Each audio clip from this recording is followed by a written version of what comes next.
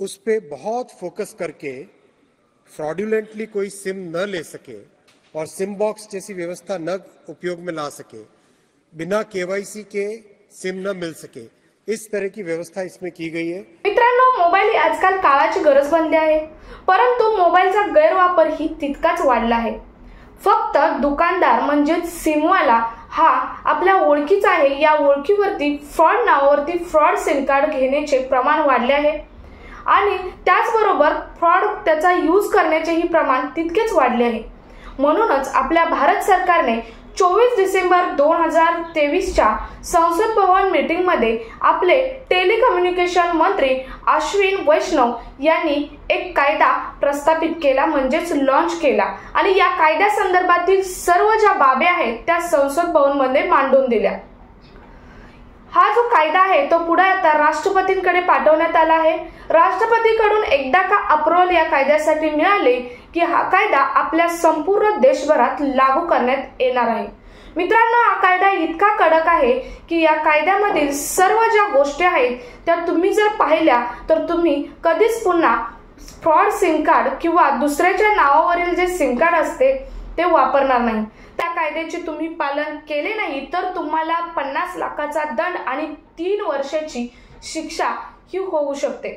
तर मित्रांनो, हा कायदा काय असणार आहे किंवा या कायद्यामध्ये कोणकोणत्या बाबी इन्क्लूड केल्या आहेत त्या मोबाईल संदर्भातील आणि सिम संदर्भातील त्याच आपण आजच्या व्हिडिओमधून पाहणार आहोत। सो तुम्ही अजूनही आपल्या चॅनलवर जर नवीन असाल तर चॅनल सबस्क्राइब करा, शेजारी बेल आयकॉन प्रेस करून ऑल नोटिफिकेशन सिलेक्ट करा, म्हणजे गव्हर्नमेंटचे असेच नवनवीन अपडेट तुमच्यापर्यंत रेग्युलर पोहोचत राहतील। कायदा काय आहे हे आपण आपले टेलिकम्युनिकेशन मंत्री अश्विन वैष्णव यांच्याकडून लाईव्ह पाहूया, त्यानंतर मी तुम्हाला हा कायदा समजून सांगते। उस पे बहुत फोकस करके फ्रॉड्यूलेंटली कोई सिम न ले सके और सिम बॉक्स जैसी व्यवस्था न उपयोग में ला सके, बिना केवाईसी के सिम न मिल सके, इस तरह की व्यवस्था इसमें की गई है। बहुत कड़े प्रावधान भी किए गए। फ्रॉड्यूलेंटली सिम लेने के मामले में, इम्पर्सनेशन के मामले में 3 साल और 50 लाख रुपए तक का जुर्माना लगाया गया है। माननीय अध्यक्ष जी, जिस तरह से भारत सरकार ने, मोदी जी ने प्रयास किए टेलीकॉम में शुचिता लाने के लिए, उससे इस बिल में और इस तरह के प्रावधान से बहुत बड़ा एक इससे साधन मिलेगा। सो मित्रांनो, हा कायदा काय असणार आहे तर मित्रांनो, कोणतीही एक व्यक्ती ही दुसऱ्या व्यक्तीच्या नावावरील सिम कार्ड वापरू शकत नाही किंवा सिम कार्ड घेऊ शकत नाही आणि जर घेतले तर त्या व्यक्तीचे जी ई-केवायसी आहे ती अपडेट करणे तितकेच महत्त्वाचे आहे, कारण अलीकडे याचे प्रमाण खूप वाढले आहे। सिम कार्ड वाला ओळखीचा आहे म्हणून फ्रॉड नावावरून सिम कार्ड घेतले जातात, मग त्यामध्ये बँकेच्या फसवणुकी होतात किंवा अदर भरपूर सारे फ्रॉड होत चाललेले आहेत। याचे कायदेशीर गुन्हेही चालू आहेत, म्हणूनच यासाठी हा कायदा लॉन्च करण्यात आला आहे। सो मित्रांनो, याचा अर्थ असा होत नाही की तुम्ही तुमच्या घरातील व्यक्तीच्या नावावरील सिम कार्ड वापरू शकत नाही।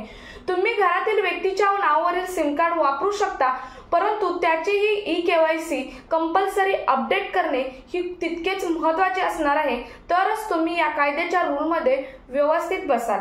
सो मित्रांनो, त्यानंतर दुसरा पॉइंट त्यांनी या गोष्टींमध्ये इन्क्लूड केला तो म्हणजे तुम्ही जे सिम कार्ड वापरत आहात ते सिम कार्ड ही दुसऱ्याच्या नावावरील असेल तरीही तुमचा गुन्हा दाखल होणार आहे। कसा तर तुम्ही सिम कार्ड वापरत आहात आणि तुम्हालाही माहित नाही की त्या सिम कार्डवरील नाव हे रजिस्ट्रेशन नेम आहे ते दुसरे आहे, म्हणजे दुसऱ्याच्या नावावरील तुम्ही सिम कार्ड वापरत आहात आणि चुकून अनावधानाने एखादी गोष्ट चुकून तुमच्याकडून घडली आणि जर पोलीस इन्व्हेस्टिगेशन झाले आणि त्यात जर तुम्ही सापडला आणि त्यावेळी कळले की तुमचे कार्ड हे दुसऱ्याच्या नावावर रजिस्ट्रेशन आहे, त्यावेळी मात्र तुम्हाला हा गुन्हा दाखल होऊन त्यावेळी मात्र तुमच्यावरती हा कायदा लागू होऊ शकतो।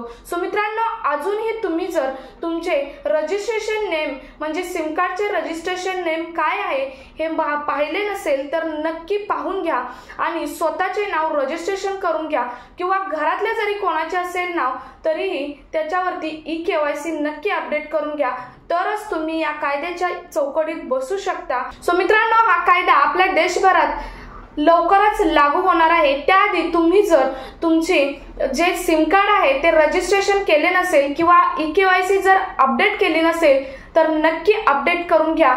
त्यामुळे तुमचे या कायद्यापासून संरक्षण होईल।